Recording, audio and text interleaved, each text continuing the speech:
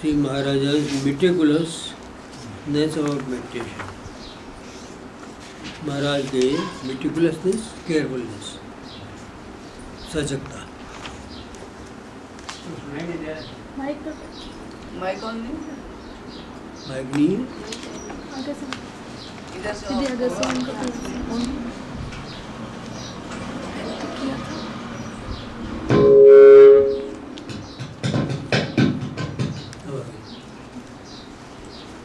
See Maharaja's meticulousness about meditation. महाराज के ध्यान के बारे में पूर्ण सजगता. He was very careful about meditation. Meticulous means to be careful, very careful. The word Anand or bliss, whenever it occurs in Maharaj's letters, is mentioned twice. महाराज के पत्रों का जिक्र करते हुए कहते हुए महाराज के पत्रों में जब भी आनंद शब्द का प्रयोग होता है तो वो एक साथ 2 बार करते हैं. आनंद या आनंद चाला, ऐसा लगता है 2 बार. तो किसी ने पूछा कि ये शब्द 2 बार क्यों आया, बहुत आनंद हुआ है ऐसे क्यों नहीं कह दिया. उसका उत्तर देते कहते हैं यहाँ it is because one Anand refers to worldly prosperity and the other to spiritual good. इसका कारण है कि एक आनंद का अर्थ है सांसारिक समृद्धि और दूसरे का है आध्यात्मिक कल्याण.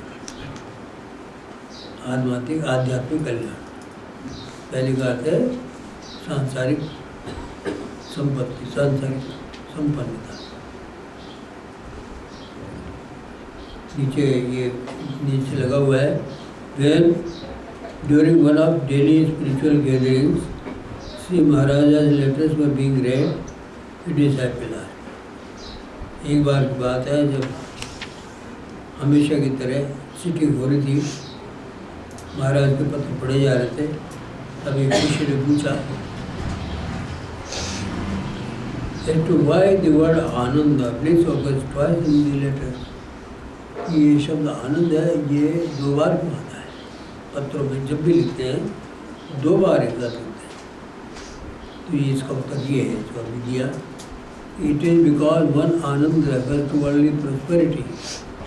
एक आनंद का अर्थ है सांसारिक संपन्नता, दूसरे आनंद का मतलब है आध्यात्मिक कल्याण, परमार्थ का कल्याण. क्यों? After rigorous meditation when one is able to visualize the form of God, rigorous है ना, कठोर, पूर्ण सावधानी से किया गया ध्यान जब हम कर लेते हैं और ईश्वर का स्वरूप दर्शन होता है और हमें जो उसका दिव्य आनंद मिलता है, तो उस आनंद की उपलब्धि का फल क्या होता है? Worldly happiness also. उसका परिणाम सांसारिक प्रसन्नता पीछे पीछे चली जाती है. जहाँ ईश्वर आगे खड़ा हो गया तो लक्ष्मी जी साथ साथ आएगी, कहाँ जाएगी? एक को थोड़ी बुलाओगे आप. जब आप भगवान को बुलाओगे और यदि भाव से प्रेम से बुलाओगे तो अपनी शक्ति के साथ ही तो आएंगे. कि निर्बल हो के आएगी वो, शक्ति को छोड़ के आ सकते हैं क्योंकि या तो आएगा ही नहीं. यदि आप भाव से बुलाओगे तो शक्ति सहयोग सहित आएगी, तब लक्ष्मी के सहित आएगी. और यदि आपने भाव से नहीं बुलाया तो वो आएंगे न लक्ष्मी आएगी.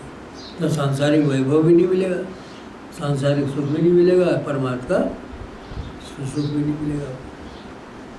इसलिए आनंद ही आनंद ऐसा लिखते हैं. आनंद आनंद और संसार का वैभव भी इससे उत्पन्न हुआ, आपको मिला, और परमार्थ का आनंद भी आपको मिला, सुख आपको मिला.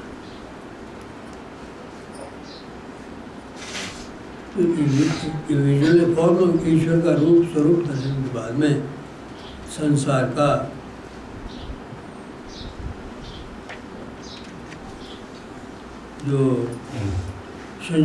जो आनंद है, संसार का शुभ है आपके लिए, वो आपको अपने आप मिल जाता है. संसार में जो मिलनी चाहिए आपको मिल जाती है. न ईश्वर दर्शन में संसार का कल्याण नहीं था, संसार की प्राप्तियाँ भी नहीं थी। तो आप अगर कब फकीर तो गरीब ही देखे जाते, गरीब नहीं होते, वहाँ पर वैभव दिखता नहीं है। जहाँ आत्मा है और उसके साथ वैभव अवश्य होता है, दिखता नहीं है, दिखा हुआ होता है, प्रच्छन्न रूप में रहता है, सबको दिखाई नहीं पड़ता। लेकिन आत्मदर्शी कभी भी वैभवहीन नहीं हो सकता।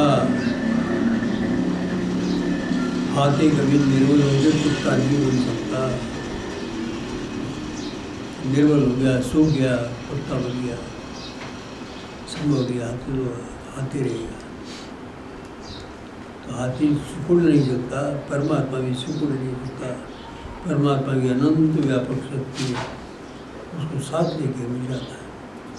वो आएगा तो आ सकती है, अपने आप आएगा। राजा आएंगे तो उसके कर्मचारी भी आएंगे, उसके जो है सारा राज परिवार के साथ होगा, सब कुछ उसके वैभव साथ होगा। अकेले राजा हुए चपड़े थोड़ी खड़े हो जाएगा।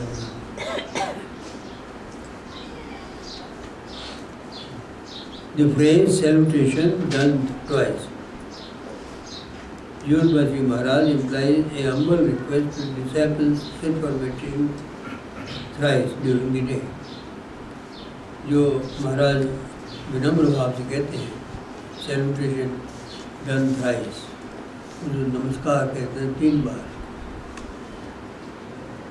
वो उसका मतलब ये है कि महाराज आप लोगों से विनम्र विनती करते हैं कि आपको 3 बार ध्यान में बैठना चाहिए। विनयपूर्वक विनती करते, आज्ञा नहीं देते, विनयपूर्वक निवेदन करते हैं। आज्ञा देने का मतलब ये है कि जो अगर साधक है सच्चा, उसको आज्ञा देने की बात जरूरत है, क्यों गुरु का वचन उसके लिए आज्ञा ही है। आज्ञा क्या होती है? और यदि जो साधक सच्चा नहीं है तो उसको भी आज्ञा नहीं दी जा सकती, देने का मतलब क्यों दिया गया? वो स्वतंत्र है, गुरु के जो अधीन नहीं है वो स्वतंत्र है।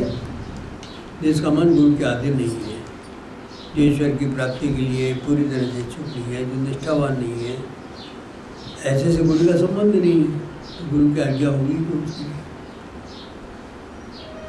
तो साधारण कथन भी गुरु का अच्छे शिष्य के लिए तो आज्ञा ही होता है।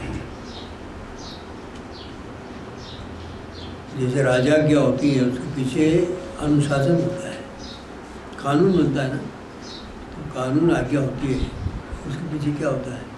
अगर इस कानून का उल्लंघन हुआ तो इसके साथ साथ ये सजा होगी, 1 लाख रुपया 2 लाख रुपये जुर्माना होगा और 2 या 3 साल की सजा होगी। ये जुड़ा रहता है, यही बल है उसमें, कानून के अंदर बल, उसके साथ जुड़ा हुआ सजा का जो विधान है वो उसका बल है, उसके भय से माना जाता है। लेकिन गुरु शिष्य के बीच में भय नहीं होता है, प्रेम भाव होता है। अगर प्रेम भाव नहीं है तो फिर परमार्थ व्यर्थ है। गुरु का शिष्य के प्रति प्रेम असंग प्रेम होता है, वही मानता है। शिष्य का मतलब क्या है? शिष्य का मतलब है चैतन्य परमात्मा बैठे हुए हैं, उन्हीं का अंश बैठा हुआ है, वो जागृत होना चाहता है, अपने स्वरूप में मिलना चाहता है। इस रूप में देखते हैं उनको क्या कहते हैं, जागृत होना चाहता हो जाएगा, नहीं होने जाने। तो वास्तव में जागृत होना चाहता है वो गुरु का शिष्य अनुगत जरूर होगा, और उसके इसलिए आज्ञा नहीं होती। उसके लिए तो शिष्य के लिए वो आज्ञा होती है, गुरु के लिए सामान्य कथन होता है। शिष्य स्वभाव से, गुरु अपने स्वभाव के अनुसार बोलते हैं और आत्मा के विकास के लिए बोलते हैं, आत्मा की आज्ञा से बोलते हैं, और शिष्य उसको परमात्मा आज्ञा समझ करके अपने विकास के लिए स्वीकार करते हैं। इस प्रकार का दोनों के बीच आदान प्रदान होता है। ये आज्ञा नाम की चीज़ जबरदस्ती करना ये कोई चीज़ नहीं होती है। यूरबासी महाराज इम्प्लाइज अम्बल रिक्वेस्ट महाराज 3 बार नमस्कार का प्रयोग करते हैं, इसका कारण ये है कि वो तीन बार विनती करते हैं अपने भक्तों से कि आप एक दिन में 3 बार जरूर ध्यान के लिए बैठो। सुबह बैठो, दोपहर बैठो, सायंकाल। अपने शास्त्रों में ऐसा लिखा है कि जो संध्या काल होता है, जहाँ पर 2 समय आपस में मिलते हैं, पूर्व है जैसे सायंकाल, पूर्व है आपका संध्या, प्रातःकाल है। तो प्रातःकाल रात्रि जारी है, दिन आ रहा है, तो बीच में संधि होगी। तो ये संधि काल में ध्यान करना बहुत बढ़िया होता है। परमार्थ के लिए ये संधि काल बहुत अच्छा होता है। सायंकाल संधि काल बहुत अच्छा रहता है।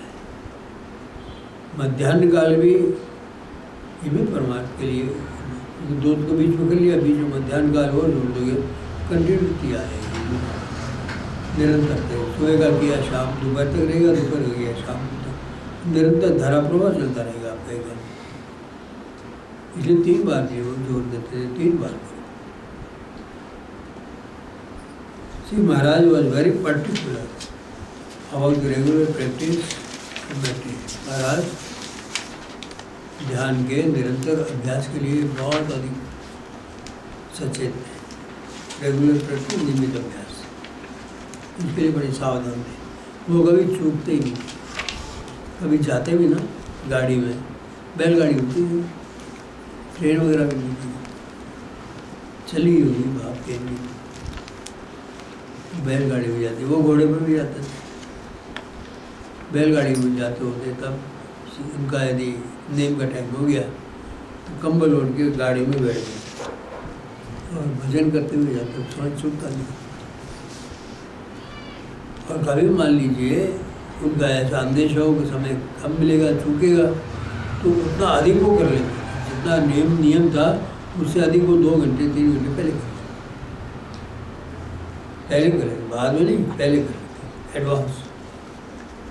इतने नियमित थे वो अपने ध्यान के लिए। In every letter, be it even personal, प्रत्येक पत्र में, चाहे वो व्यक्तिगत पत्र ही हो, प्रत्येक पत्र में stress is laid on carrying on one's devotion to God regularly। इस बात पर जोर दिया गया है कि ईश्वर के ध्यान में हम नियमित रहें। ईश्वर के ध्यान में हम नियमित रहें, इस बात पर जोर देते हैं। नियमबद्धता टूटनी नहीं चाहिए। जब हम भोजन का नियम नहीं तोड़ते, पेट हमको बाध्य कर देता है खाने के लिए, नियम पालन करते हैं, तो भोजन का नियम भी आपके तोड़ने के लिए है, जीत मिला को तोड़ने के लिए, तो इसका परिणाम अच्छा नहीं होता। ईश्वर की प्रसन्नता हम खो देते हैं।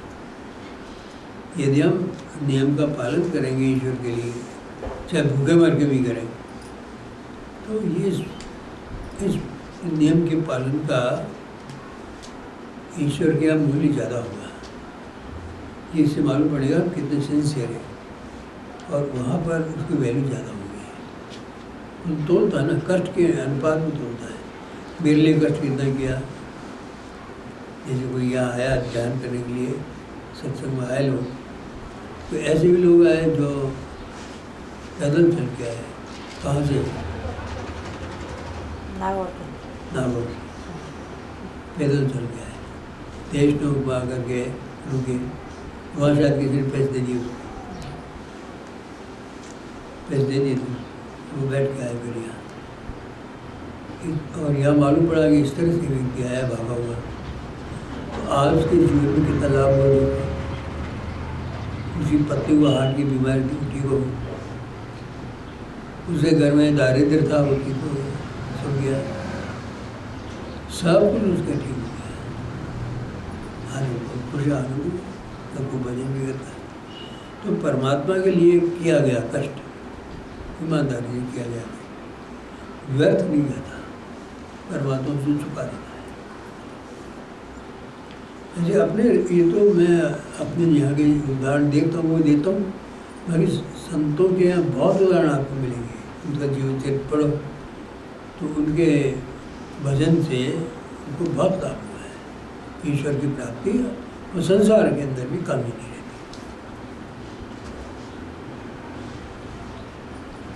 In case you are not able to meditate for 6 hours a day, you should at least meditate twice during the day or 1 hour every time. यदि आप 6 घंटे दिन में ध्यान नहीं कर सको, 6 घंटे के लिए करें। अगर आप 6 घंटे तक ध्यान नहीं कर सको एक दिन में, तो तुम्हें दिन भर में 3 बार 1-1 घंटा जरूर बैठना चाहिए। 3 बार बैठो। आपको दोपहर में तो हमको ऑफिस होता है, कहीं बैठे तो मियाँ लोगों के यहाँ देखो, शुक्रवार का जब नमाज का टाइम होता है सब छुट्टी कर देते हो और सब लोग नमाज पढ़ते हैं उस टाइम में जाके, उनको कैसे मिल जाता है? क्योंकि उनके कुरान में आदेश है कि टाइम पालन करना चाहिए और वो उस बात पर डटे हुए हैं, करते हैं, तो समाज उनको आगे भी देता है। हम ढीले लोग हैं, करें या तो नहीं करें। यदि वो छूट भी दे दी जाए तो आप बाजार में जाएंगे तो आप लोग मनोरंजन नहीं करेंगे, भजन नहीं करेंगे, तो आप लोग आगे भी नहीं, छूट भी नहीं।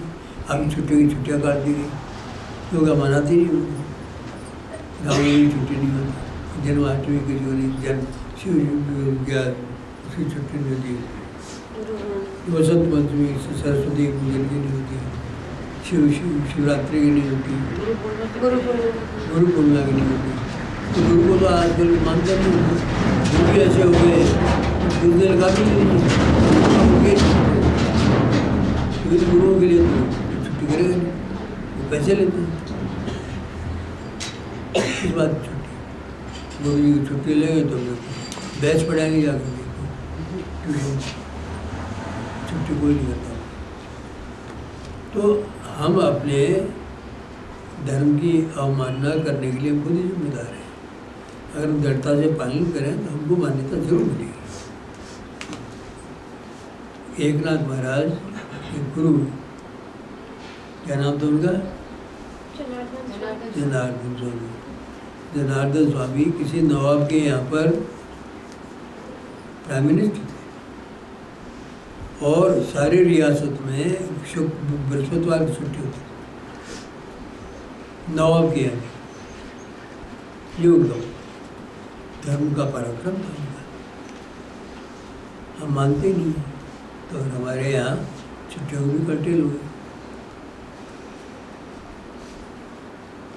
1 hour एवरी टाइम, 1 घंटा प्रतिदिन सुबह दोपहर शाम 1-1 घंटे करो। Resolve to complete at least 2-3 rounds of the rosary before parting of food. प्रारंभिक अवस्था में इस बात का निश्चय करो कि भोजन करने से पहले 2-3 माला जरूर करोगे, नाम लेके 2-3 माला करके ध्यान भजन 2-3 माला करके फिर भोजन को बैठो। प्रारंभ में ऐसे नींद साधने की कोशिश करो। If you sit for maintenance, Sri Maharaj used to say 1 hour in the morning and 1 hour in the evening, that wipes off the effects of evil actions. महाराज कहते थे कि यदि तुम प्रातःकाल और सायंकाल 1-1 घंटा ध्यान के लिए बैठोगे तो तुम्हारे दिन भर के किए हुए जितने भी कर्म हैं उनके संस्कार मिट जाएंगे, कर्म संस्कार मिट जाएंगे।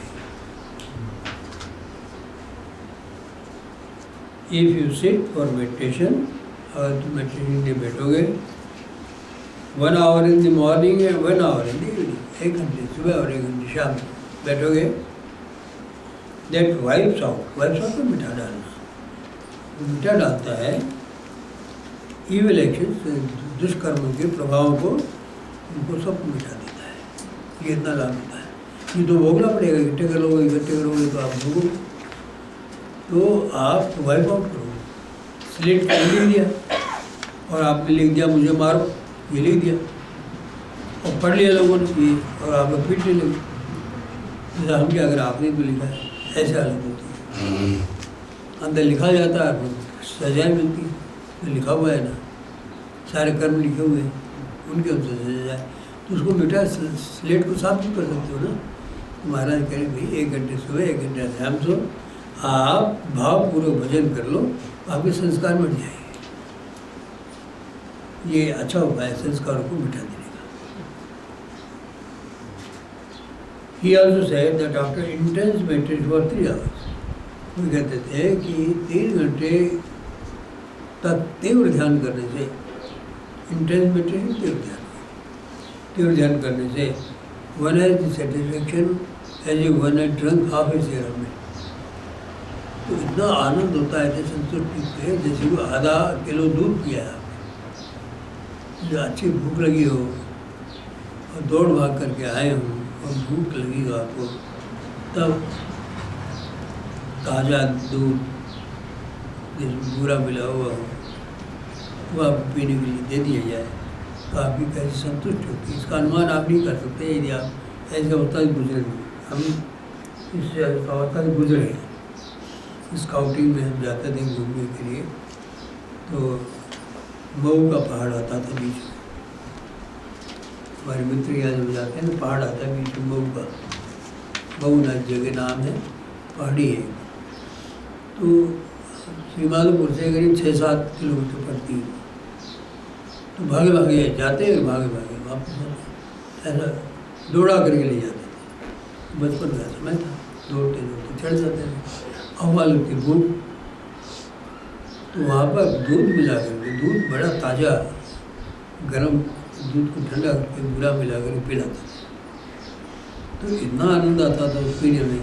तो समझ में आया, महाराज ने भी लिखा है कि आधा किलो दूध पीने में मजा आता है। 3 घंटे ध्यान करने के बाद में जो आनंद होता है मालूम आधा किलो दूध पीने जैसा आनंद होता है। अब ये तुलना बहुत है, बाकी आनंद तो अलग ही होता है।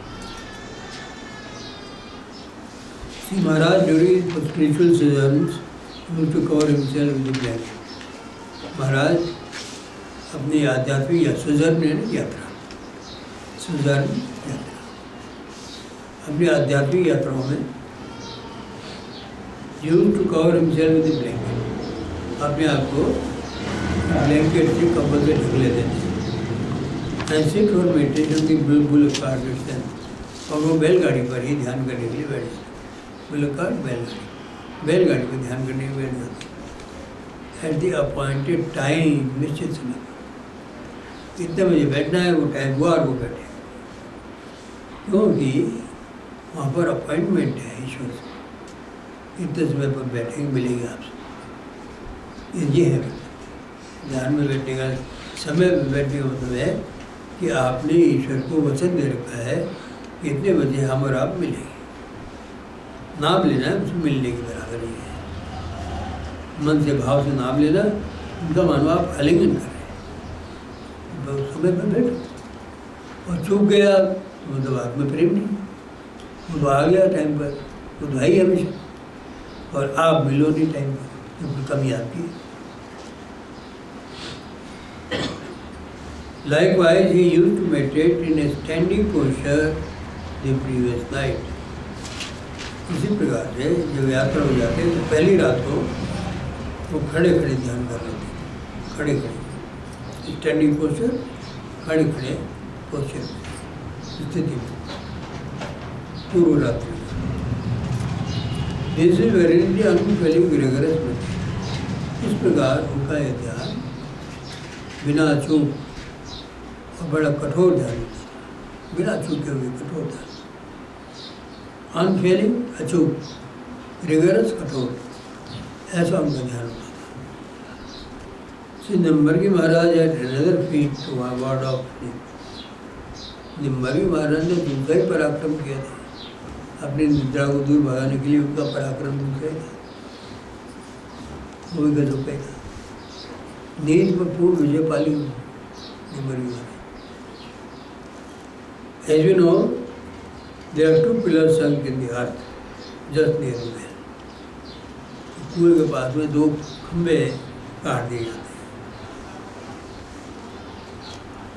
और उसके ऊपर एक लकड़ी लगा दी जाती है, उसमें पानी का चलता है, पानी खींचने का चक्री होती है। रेट क्या हाथ से लाव वगैरह से बैलेंस खींच के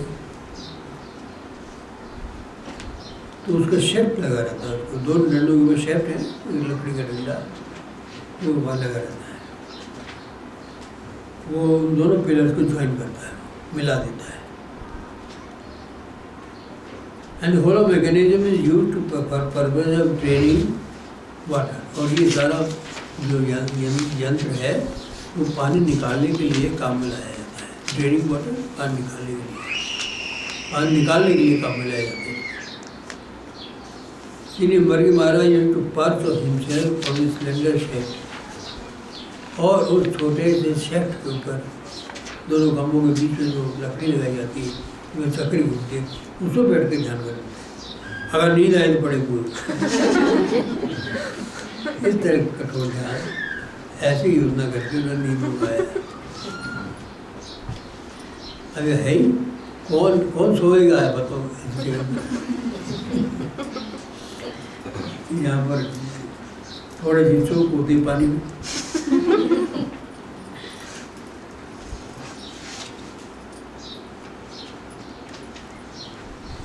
कुआ आपने वहाँ नालू बनवा रखा है, अगर आपको हिम्मत हो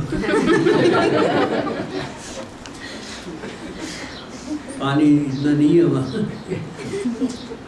ये डूबने लायक आ गई। तो वो सिलेंडर शेप और पतले डंडे पर बैठ करके ध्यान करते थे, पकड़े रखते थे, बैठे रहते थे, ध्यान भी करते थे। और ये निद्रा नहीं आए ये भी अपने आप हो जाता था। निद्रा अपने आप उड़ के चली जाती कि अगर मैं आई तो मरूंगी, इसलिए निद्रा आती नहीं थी। ही thus gained control over, और इसलिए इस प्रकार के से उन्होंने अपनी निद्रा पर विजय प्राप्त किया। The phrase fire the basis for illumination means, महाराज के यहाँ पुस्तकों में एक शब्द आता है, क्या है वो, ज्ञानास्मूल अग्नि, ज्ञानास्मूल अग्नि, ये शब्द उन्होंने लिखा है। दासमूल अग्नि है ना, छोटा में दिया है, ज्ञानास्मूल अग्नि। अब इसमें समझने में होती है ज्ञानास्मूल अग्नि आग के लिए, तो उसको समझाते हैं। Fire as the basis for illumination means, अर्थात अग्नि ज्ञान का मूल है, इसका अर्थ ये है। इल्यूमिनेशन का मतलब अग्नि, अग्नि यानी प्रकाश, परमात्मा का प्रकाश, उसको अग्नि कहते हैं, illumination. If you set fire to all evil thoughts, अगर आप अपने सारे कुसंस्कारों को, कुविचारों को जला दें, सेट फायर, आग लगा दें। If you set fire all evil thoughts, अपने सारे कुविचारों को आप आग लगा दें। Which lie deep down in the mind, जो मन के अंदर गहरे बैठे रहते हैं, डीप डाउन गहरे बैठे रहते हैं, लाई पर बड़े रहते हैं, डीप डाउन बहुत गहरे इन the mind, you become fit for illumination. तो आप उस अग्नि के लिए, उस ध्यान चिदग्नि के लिए आप तैयार हो जाते हैं। वो आपको उतर के आ जाएगी। पहले आप गंदगी को जलाओ, तो तब ज्ञान पैदा होगा। वो अग्नि ज्ञान का मूल है। तो चित्त में पड़े हुए कुसंस्कारों को पहले जलाना पड़ेगा। ये सोचो कुसंस्कारों को हम स्वीकार नहीं करते, भैया अग्नि से जलेंगे। अग्नि जब उतरेगी और वो संस्कार काम नहीं कर रहे हैं, अगर आप मन को विक्षिप्त नहीं करते, शांति रहती है, तो अग्नि उतरेगी और संस्कारों को जला देगी। आप बिल्कुल बंधन मुक्त हो जाएंगे, अग्नि नीचे आ जाएगी। आपका इल्यूमिनेशन, चैतन्य परमात्मा प्रकाश आपको मिल जाएगा। You become fit for meditation. A devotee should be as pure as fire. इस प्रकार से एक भक्त को इतना ही शुद्ध होना चाहिए जितना अग्नि। अग्नि में अशुद्धि डालो तो खा जाएगा, कहने नहीं देगा। तो इल्यूमिनेशन ज्ञान की अग्नि जब जल जाएगी तो जो भी संसार की चीज़ आगे पड़ेगी उसमें वो स्वयं भस्मसात हो जाएगी। ज्ञान की अग्नि उसको भस्मसात कर देगी। Unless one engages oneself with rigorous meditation, जब तक कोई अपने आप को इस तीव्र ध्यान नहीं करता, एंगेज नहीं करता उसमें, the egoistic impulse cannot be eradicated, तो अहंकार का भाव नष्ट नहीं किया जा सकता। अहंकार भी चलता है उसके साथ, जितनी भी सामग्री है ना उसका खंभा है अहंकार। एक लकड़ी का खंभा है, होली के जलाने की सारी सामग्री उसकी चार पांच पड़ी है, और यदि आप होली जला दिए तो खंभा भी जल जाएगा। हम निकाल लेते हैं प्रहलाद मान के, तो यही अहंकार वो प्रहलाद नहीं है, इसलिए उसको चल रहे अहंकार को प्रहलाद समझ के बाहर मत निकालो, तो फिर और दूसरे वो उपादान खड़े कर लेगा, जहाँ जाएगा वही खड़े कर लेगा। इगोइस्टिक इम्पल्स, अहंकार की भावना cannot be eradicated, cannot be uprooted, ये नष्ट नहीं किया है। And it is equally true that unless the egoistic impulse is eradicated, और ये भी सही है कि जब तक ये अहंकार की भावना नष्ट नहीं होती, समूल नष्ट नहीं होती, rigorous meditation cannot be practiced, कठोर ध्यान भी संभव नहीं होता, तीव्र ध्यान भी संभव नहीं होता। अहंकार रहित हुए बिना आप तीव्र ध्यान नहीं होते। अहंकार से निकल के शहद से लगा हुआ एक खंभा है ये, जिसमें मक्खियाँ बैठती है, उड़ती जाती रहती। अहंकार से चिपटे रहते हैं अनेक संस्कार, उद्भुत होते हैं, निकलते हैं, अपना काम करते हैं, फिर चले जाते हैं। अहंकार से जुड़े रहने पर आपका कठोर ध्यान नहीं होगा। ये टूट जाएगा तो फिर ध्यान ही ध्यान, फिर कोई दिक्कत ही नहीं। ये टू आर रेसिप्रोकल, ये दोनों परस्पर संबंधी है, पर रेसिप्रोकल एक दूसरे के कारण है। रेसिप्रोकल एक दूसरे के कारण है। तीव्र ध्यान अहंकार रहेगा तो तीव्र ध्यान नहीं होगा, और तीव्र ध्यान होगा जितना अहंकार रहित हो जाओगे उतना तीव्र ध्यान होगा। अहंकार रहित हो, तीव्र ध्यान होगा तो अहंकार रहित हो जाओगे। All this, however, cannot be achieved except by grace of spiritual teacher. लेकिन ये सब हम प्राप्त नहीं कर सकते, अचीव नहीं कर सकते सदगुरु की कृपा के बिना। सदगुरु की कृपा जो उतर के आपके ऊपर आएगी और आप उससे एक में हो जाएंगे तो न संस्कार बचेंगे न अहंकार बचेंगे, सब जाते रहेंगे। आप गुटम गुट्टा हो गए तो किससे हो बताओ?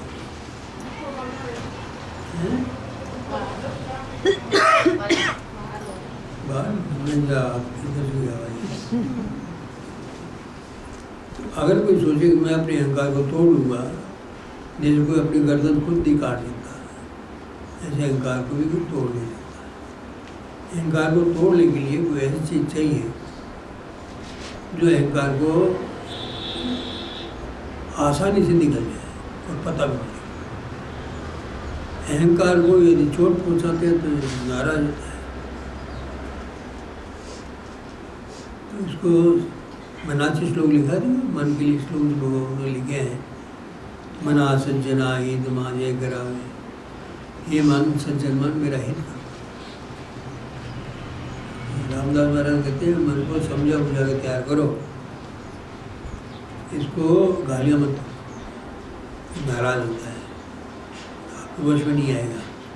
यदि प्रसन्न हो गया आप, परमात्मा का रस आपने इसको दे दिया, ये ज्ञानेश्वर जी कहते हैं ना, बार बार इसको परमात्मा का रस दो, चखने दो उसे, तो उसके रस में लुप्त होकर के आपके साथ देने लग जाएगा, संसार छोड़ के आपके साथ लग जाएगा, चलो मैं चलो। यही आपको परमात्मा का रस नहीं दिया इसे, और बहादुर ही वो तब करता हुए तो आपके वश में आने वाला नहीं। ये बाली है, लड़ने जाओगे तो आधा पराक्रम आपका फिर ही चला जाएगा। इसलिए समझा बुझा के मन को परमात्मा का रस देते हुए इसको आप अपने वश में करो।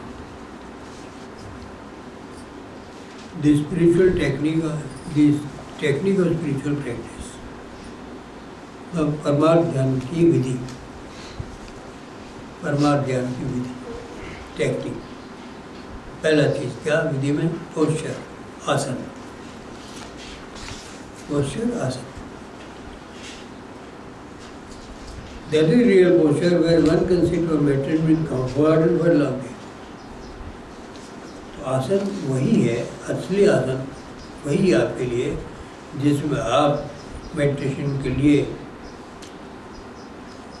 आसानी से, स्थिरता से और लंबे समय तक बैठ सकें। वही आसन आपके लिए ठीक है। स्थिर सुखम आसन, स्थिर से स्थिरतापूर्वक और सुखपूर्वक आप ध्यान के लिए लंबे समय तक बैठ सकें, उसी आसन को अपना, वो आपके लिए ठीक है। ये नकल मत करो, वो साथ में बैठना है, वो साथ में बैठना, मैं भी ऐसे करूँ।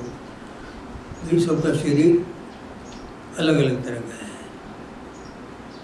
कोई अकड़ के बैठ सकता है, 6 घंटे बैठ सकता है, और कोई 15 मिनट बैठ के हाथ पाँव के ढीले पड़ जाते हैं।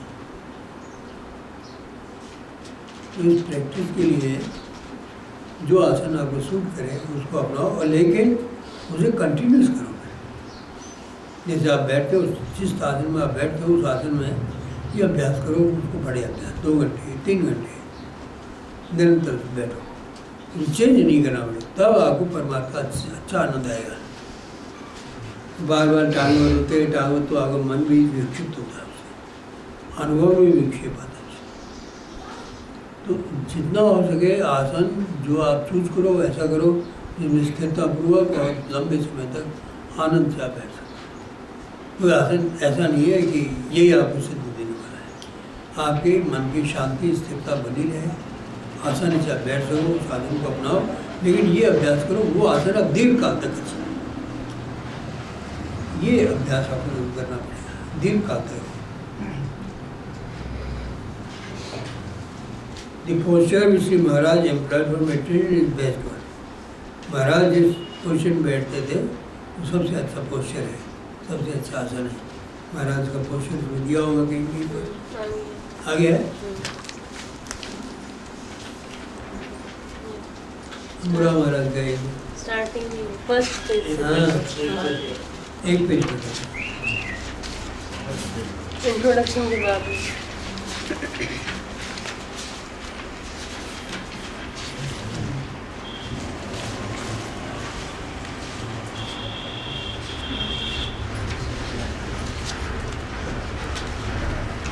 ये औसा महाराज ये स्थिर सुकुम आसन। मुझे कहते हैं इस आसन पर आप बैठो, आपको ज़्यादा कष्ट भी नहीं होगा, अकड़ के भी नहीं, मसल्स को अकड़ाना भी नहीं पड़ेगा, आसानी से बैठ जाओ और इसको देर तक बैठो। ये खास बात।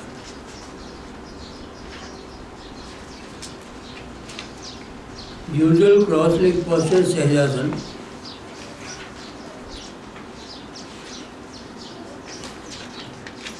इसके अंदर एक के ऊपर दूसरी टांग क्रॉस लेग करके बैठते हैं। बाबा इसके अंदर बैठा करते थे इस आसन में प्राय करके मेडिटेशन। सिद्धासन, in this posture Shri Lingappa Shivalagi Lingappa Shivalagi इस सिद्धासन बहुत लंबे समय तक बैठते थे। सिद्धासन की की किताबों में देख लो, मिल जाएगा।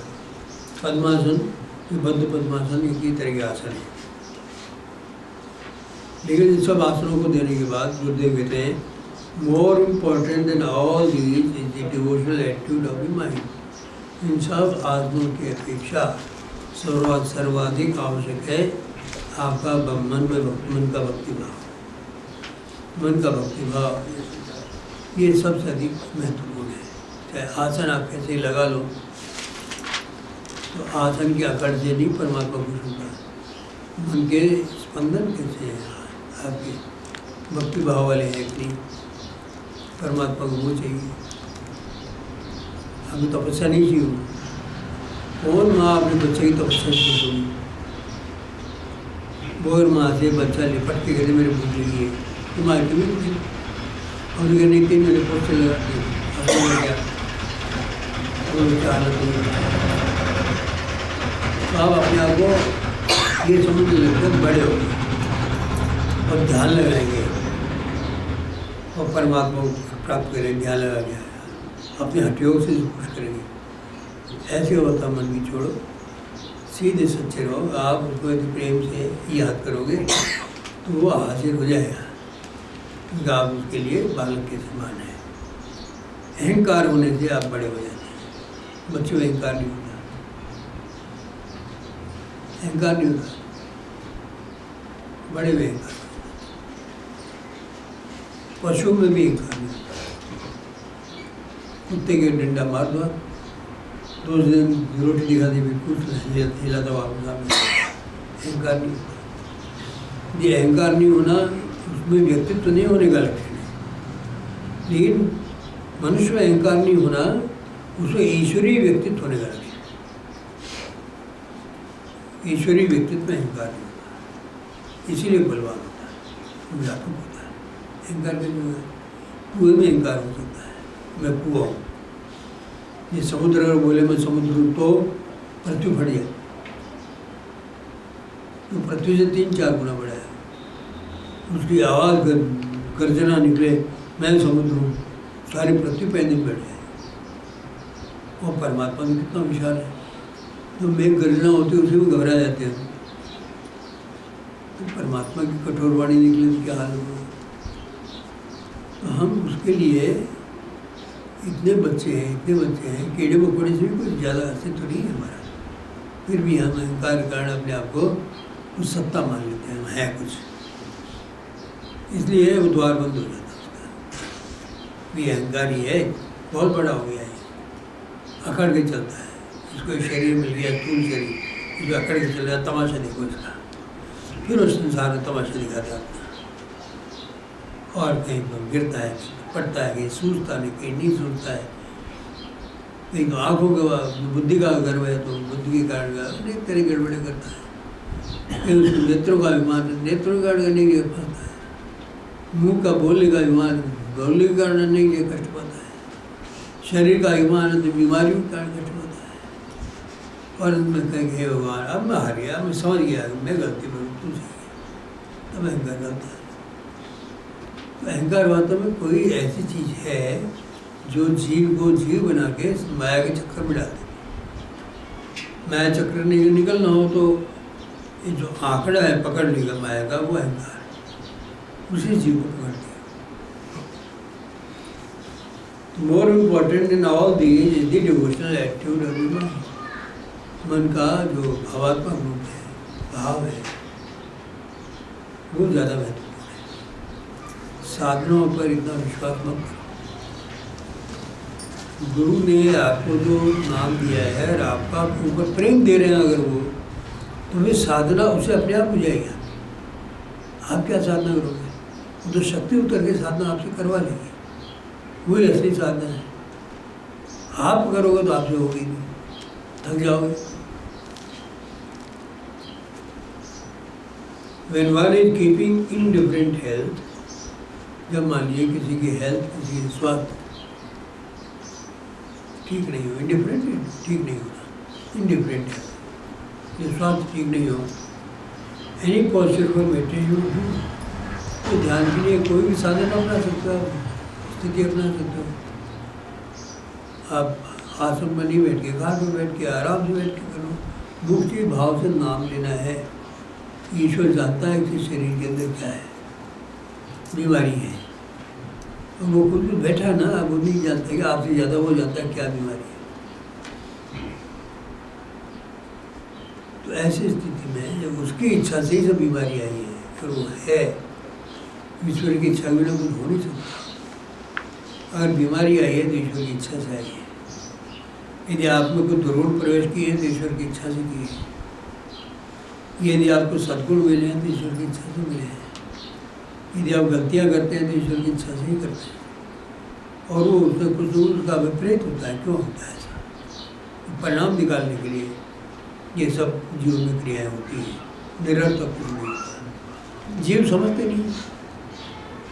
जीव को गलतियाँ करने पर आप उसको कभी बुरा मत मानो। ये ईश्वर करवा रहा है उसे, और वो सीखेगा इसे। तो पाठशाला है इतनी बड़ी, जो पता नहीं किसी क्या पढ़ा रहा है, किसी क्या पढ़ा रहा है, जो दिमाग खपाया हमने पढ़ा, हम आलोचनाओं में लग जाते हैं, एक दूसरी की आलोचना होती है। इस तरह से समझते नहीं है। Any posture of meditation do even a live posture not do doubt. अगर आपको सोते सोते ध्यान करना पड़े तो उससे भी इधर रूल आउट है ना, वो भी भाई उसको भी निषेध नहीं है, उसका निषेध नहीं। करो लेकिन ध्यान भाव से ईश्वर को याद करो, पड़े पड़े याद करने के अनुसार। क्या मन नहीं कर सकता याद, पड़े पड़े याद हो सकती है, खड़ी खड़ी भी हो सकती है। मन तो फ्री है, मन में तो सोता है न खड़ा होता है, शरीर खड़ा होता है, शरीर पड़ता है। मन तो हमेशा जागृत ही रहता है। तो आप पड़े पड़े भी याद कर सकते हो, बैठ के भी याद कर सकते हो, खड़े होकर भी याद कर सकते हो, सड़क पर चलते हुए याद कर सकते हो। कौन रोकता है? आप घूमने के लिए जा रहे हो, नाम लेते चले जाओ, कौन रोकता है? अच्छा, समय का उपयोग करने के लिए इस शरीर की स्थिति कोई भी नाम ले सकते हो, याद कर सकते हो। One should necessarily lean against a wall, should not lean against a wall while meditating in sitting posture. जब आप बैठ कर के ध्यान करते हो तब निश्चित रूप से आप इस दीवार का सहारा मत लो। लीन अगेंस्ट ए वॉल, दीवार का सहारा लेना, दीवार का सहारा लेकर बीच में बैठो। गुरुदेव जी के नियम था कि वो बीच कमरे में ध्यान लगाने बैठते, सहारा नहीं, वहाँ पर वर्जित था सहारा मत। सहारा तो भगवान का ले तो शरीर को सीधा बैठा। शरीर ने सब गड़बड़ की है, शरीर ने तुमको नचाया है और फिर भी आराम देना चाहते हो, बैठने का सीधा बैठो। Unless one feels uncomfortable without support, जब ऐसे होता हो, बीमारी की होता हो, तो जब तो सहारा लिए बिना आपको असुविधा हो तो भली सहारा लो, बल्कि यौवन काल हो तो अच्छा समय हो, तो खाने पीने में संयम रखो, हर तरह का संयम रखो, शरीर आपका ठीक रहेगा और आप बीच में ध्यान इस जीवन को इस विचार से चलाओ कि मुख्य काम जीवन में हमें भगवान का भजन करना है, ध्यान करना है। ये नहीं कि हमें आज शरीर को सुख देना है, बढ़िया बढ़िया चीज़ें खिलाना है, पेट में अच्छी चीज़ें डालना है, लोगों से बढ़िया बढ़िया लोगों से मुलाकातें करनी है। ये सब बातें छोड़ो, क्योंकि आपको इन बातों को फुर्सत नहीं हो सकती, क्योंकि आपको बहुत ऊँचा जाना है। जितनी लंबी यात्रा होगी, जितनी दूरी की यात्रा है, जितना आपके पूर्व संस्कार आपको रोक रहे हैं, उसके मुकाबले में आपको तैयारी भी पूरी करनी पड़ेगी। ये मत समझना भाग के चले जाओ, है तो सबसे निकट। ये हमारी पूर्व जो पकड़ है संस्कारों की, उसके बाद बहुत दूर है। इसलिए पूर्व पकड़ को दूर करने के लिए हमें बहुत तैयारी करनी पड़ेगी। संस्कार बहुत रोकते हैं, अंदर पड़े हुए संस्कार नहीं तो क्या देर लगती है, अंदर बैठा है ना, प्रकट हो जाए। फिर कितने हमने पत्ते चढ़ा दिए, उनको धोखे निकालने को याद आता है। हमारी रसोई नीचे साफ की गई थी, तब कितने दिन लगे थे इसकी कालीमा को मिटाने में। रसोई करते थे वो लोग पहले, तो ऐसी काली होती है, ऐसी काली होती है। अगर आप जरा से हट जाओ ना तो सारा शरीर आप कपड़ा पूरा काला, कई दिन तक धोया है। फिर बाद में इसका रंगाई की कई बार, तब कुछ साफ आया।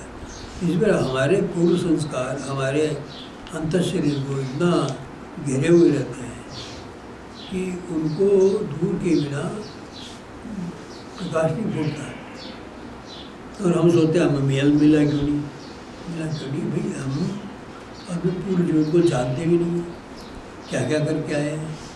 पूर्व जीवन को अगर सम्मान करना हो तो वर्तमान जीवन को देख लो कि मैं 10 मिनट आप आध घंटे आप ध्यान करके देखो क्या क्या विचार हो रहे हैं। तो पूर्व जीवन आपने ऐसे ही बिताया, इसलिए विचार आ रहे, उसका अनुमान हो जाएगा। वर्तमान जीवन में आने वाले संस्कार विचार, इनको थोड़ी देर आप देख लो, घंटे भर, तो उनका संबंध पूर्व जीवन से है, पूर्व संस्कार से, तो पूर्व जीवन का पता लग जाएगा। अब ये विचार कहाँ से आ रहे हैं, कहाँ से नहीं आ रहे भाई, ये तुम्हारे अंदर से निकल के आ रहे हैं, और कहाँ से आएंगे। The posture should be steady.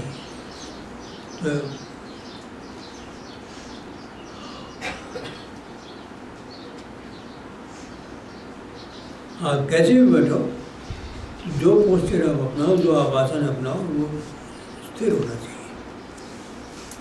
Sitting in the same place and in the same posture for a long time has its own importance.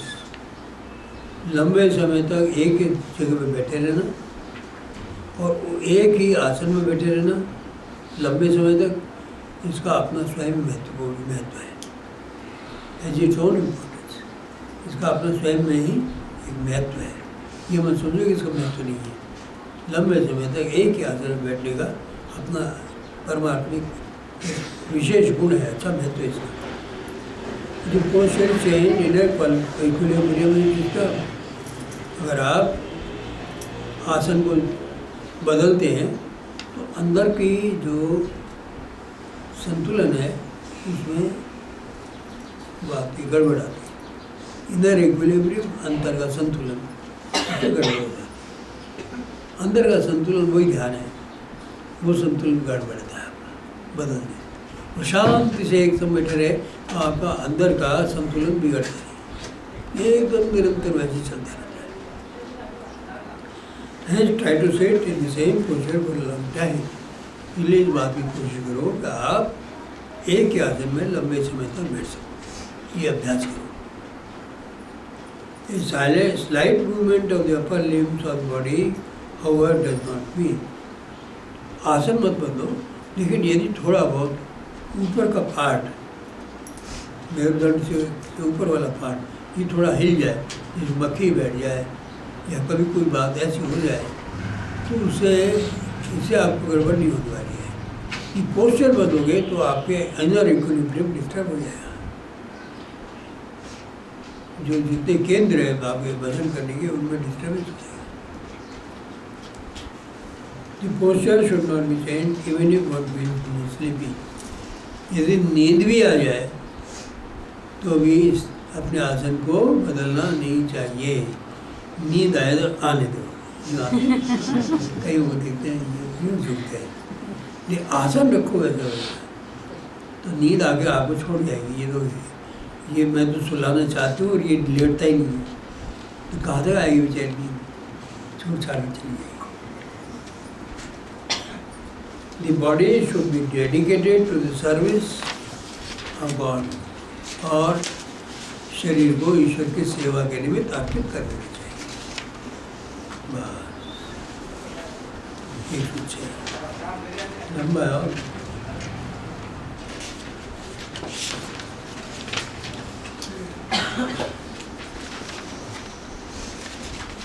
क्या हुआ भाई नानक देव जी?